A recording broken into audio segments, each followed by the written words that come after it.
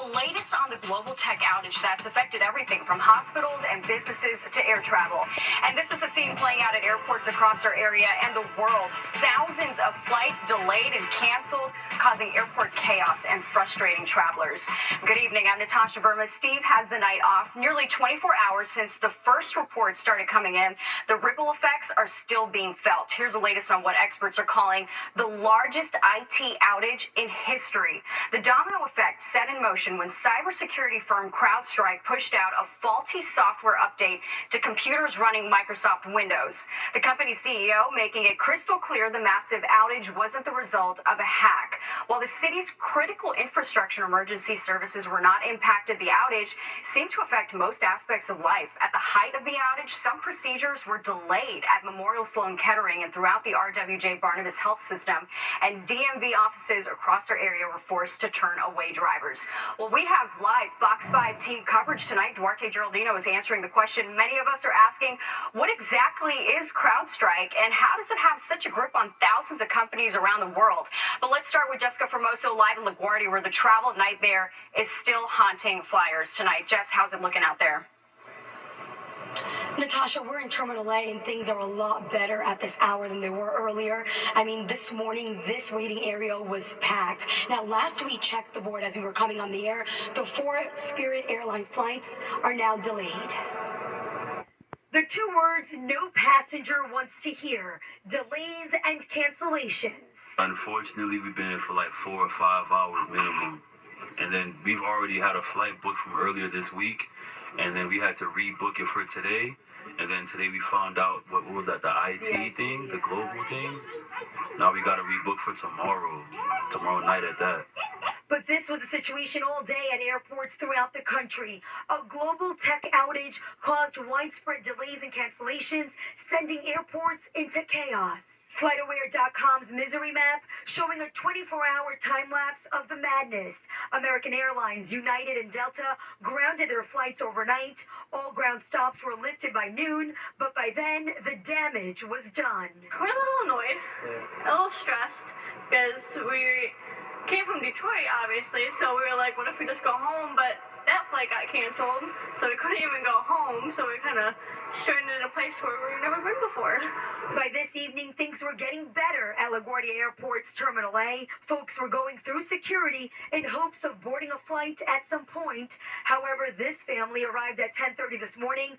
By 8 tonight, they were still here. Their 3-hour flight to Mexico has been rebooked for Sunday, but it will no longer be a 3-hour flight.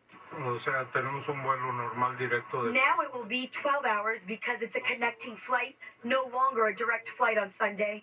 We have to go from New York to Atlanta to Dallas to Mexico. This mother is hoping to get on a flight at some point tonight. She knew there were delays, so waited most of the day at home. So yeah, I'm a little upset. I know things happen, but this is like really bad, so. Now, that family who was flying back to Mexico was waiting for a hotel room. We're hoping that they were given one. That said, as for the totals here, we're told that there were 442 delays and a total of 222 cancellations at LaGuardia Airport at this point. We're live at Terminal A. I'm Jessica Formoso, Fox 5 News. Natasha? Yeah, such a headache. All right, Jess, thank you so much. Well, today's global tech outage had a negative effect on Wall Street. All 3 major indexes were down sharply. The Dow was off by nearly 400 points. Shares of cybersecurity giant CrowdStrike were down by more than 11%.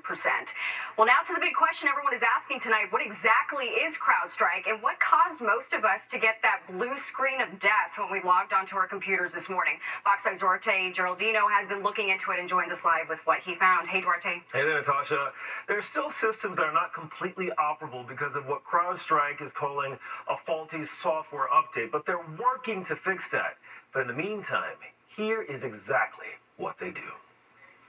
Screens all around the world started turning blue, almost in sync, in office refrigerators. These are Microsoft's so-called blue screen errors. If you get one, your computer operating system is glitching. Images of the glitch flooded social media. The first sign something in cyberspace was shaking the world. A flawed software update from a cybersecurity company called CrowdStrike caused this problem. It wasn't a cyber attack. CEO George Kurtz, in an interview on the Today Show, tried to calm the fears of users who didn't even know CrowdStrike touches their lives. Some of the systems that aren't recovering, we're working with them. So it could be some time for some systems that just automatically won't recover.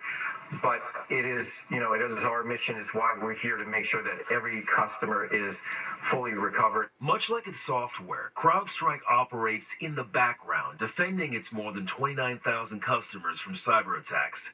It was founded in 2011 and has since been quietly involved in some of the most high-profile cybersecurity investigations in the past decade. It was hired to look into that 2014 hack of Sony Pictures that became a Hollywood scandal. And remember the Democratic National Committee hack in 2016 that led to the Hillary Clinton email scandal? Yes, CrowdStrike was paid to find out how that happened. That triple mint reputation eventually made CrowdStrike a Wall Street darling. In 2019, it went public. Today, it's valued at more than $80 billion. Among its clients are Microsoft, multinational corporations, healthcare systems, transportation companies, governments. And just this week, inside of CrowdStrike, a few ill-fated buttons were pushed to update its software that scans computers for intruders and signs of attack. Shelley Palmer is a cybersecurity expert. What happened is the storage got disconnected literally from the computers themselves, and everybody got that blue screen of death. That blue screen of death. Now, CrowdStrike issued a statement warning its clients that, quote, adversaries and bad actors may try to exploit the blue screen drama to mount attacks. The CEO is encouraging everyone to make sure you are engaging with official CrowdStrike representatives if you get one of those blue screens, Natasha. Yeah, I was wondering about that too. All right, Duarte, thank you so much. And for the latest developments on today's global tech outage, keep it right here on Fox 5 and our website, fox5ny.com. Now to President Biden.